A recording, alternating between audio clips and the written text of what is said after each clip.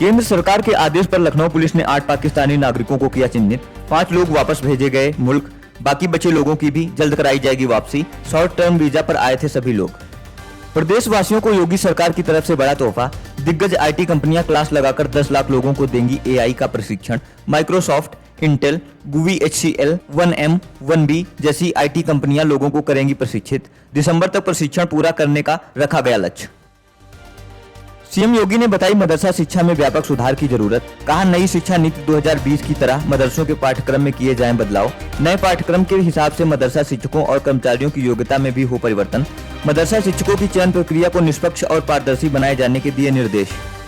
पहलगाम आतंकी हमले के बाद वेस्ट यूपी में पाकिस्तानियों की वापसी तेज। सहारनपुर से 12, अमरोहा से 2 और मेरठ से 1 पाकिस्तानी नागरिक को भेजा गया वापस। मेरठ में 43 पाकिस्तानी नागरिकों की बढ़ाई गई निगरानी। अन्य कई जिलों में भी चल रही पाकिस्तानियों को वापस भेजने की तैयारी।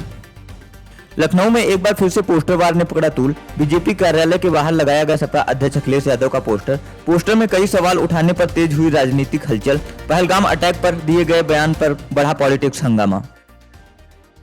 यूपी सरकार प्रदूषण कम करने के लिए सरकारी वाहनों में इलेक्ट्रिक वाहनों को करेगी शामिल। अधिकारियों के लिए खरीदी जाएंगी इलेक्ट्रिक गाड़ियां। किराए पर लिए जाने वाले वाहनों में भी ईवी का होगा विकल्प। इसके लिए नियमों में किया जाएगा बदलाव। साल 2030 तक सरकारी परिवहनों को पूरी तरह इलेक्ट्रिक करने का है लक्ष्य। बुंदेलखंड में 7 बांधों और झीलों को मिलेगा नया रूप। वाटर स्पोर्ट्स और पर्यटन सुविधाएं होंगी विकसित। पर्यटन की इस पहल से पूरे बुंदेलखंड को पर्यटन के नक्शे पर दिलाई जाएगी नई पहचान। जलाशयों पर वाटर स्पोर्ट्स, बोटिंग और रिसॉर्ट जैसी होंगी सुविधाएं। पहलगाम में हुए आतंकी हमले पर संत प्रेमानंद महाराज ने जताया आक्रोश। कहा इनकी बुद्धि भ्रष्ट है, इन अधर्मियों का विनाश करो। कौन सा ऐसा धर्म है जो दूसरों का अहित करने को कहता है? दूसरों को पीड़ा देना, परेशान करना, ये कौन सा धर्म है जो अपनी मनमानी को धर्म का नाम दे? उनके खिलाफ कार्रवाई होनी चाहिए।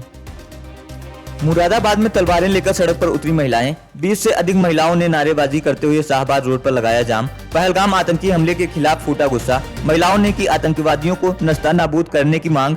आतंकवाद का पुतला भी किया गया दहन।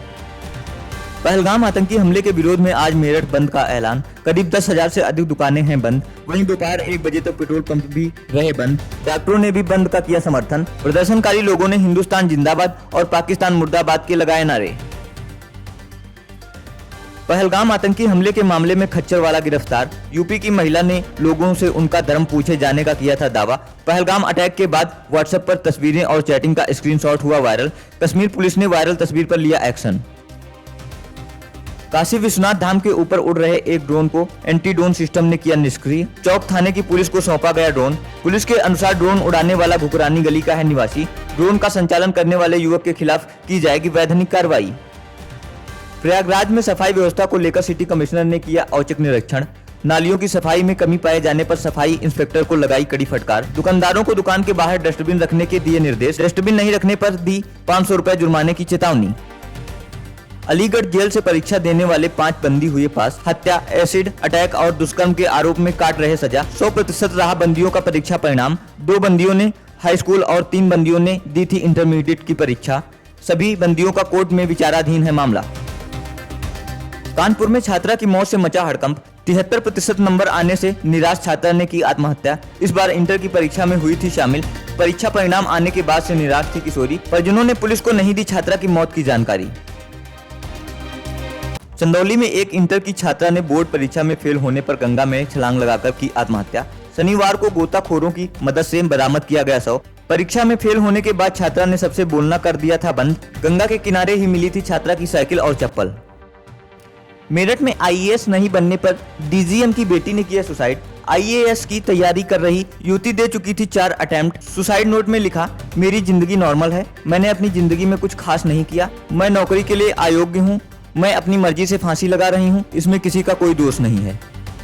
पहलगाम आतंकी हमले के बाद सीमा हैदर को पाकिस्तान भेजने की उठ रही मांग। सीमा ने पीएम मोदी और सीएम योगी से भारत से नहीं निकालने की लगाई गुहार। कहा वो बेशक पाकिस्तान की बेटी थी लेकिन अब भारत की बहू हैं और उन्हें भारत में रहने की इजाजत दी जाए। सोशल मीडिया पर वीडियो शेयर कर की अपील।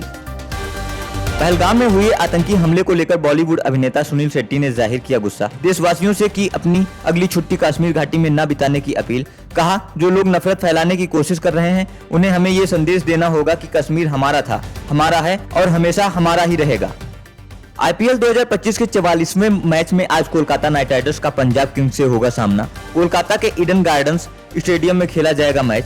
कोलकाता नाइट राइडर्स और पंजाब किंग्स की इस सीजन में दूसरी बार होगी भिड़ंत। पिछले मैच में पंजाब ने कोलकाता को 16 रन से दी थी शिकस्त।